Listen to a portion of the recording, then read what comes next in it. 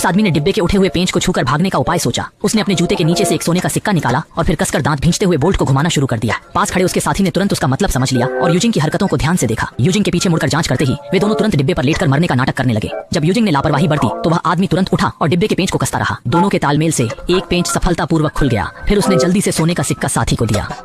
दोनों की मदद से साथी ने भी पेंच खोल दिया। फिर दोनों ने मिलकर ताला खोला और डिब्बे का अवरोधक धक्का देकर खोल दिया। इस समय यूजिंग को कुछ पता नहीं चला। वह अभी भी डिब्बे के अंदर संगीत सुन रहा था और गुनगुना रहा था। यह देखकर दोनों और भी साहसी हो गए। उन्होंने अपने पैर ड्राइवर की सीट की लोहे की चादर पर रखे और फिर पूरी ताकत से जोर से धक्का दिया। अगले ही पल डिब्बा सचमुच खिसक गया। असर देखकर दोनों और भी जोर लगाने लगे। जल्द ही डिब्बे का बड़ा हिस्सा फिसल गया। लेकिन जब साथी ने तेजी से पीछे हटती जमीन देखी तो उसका चेहरा तुरंत उतर गया।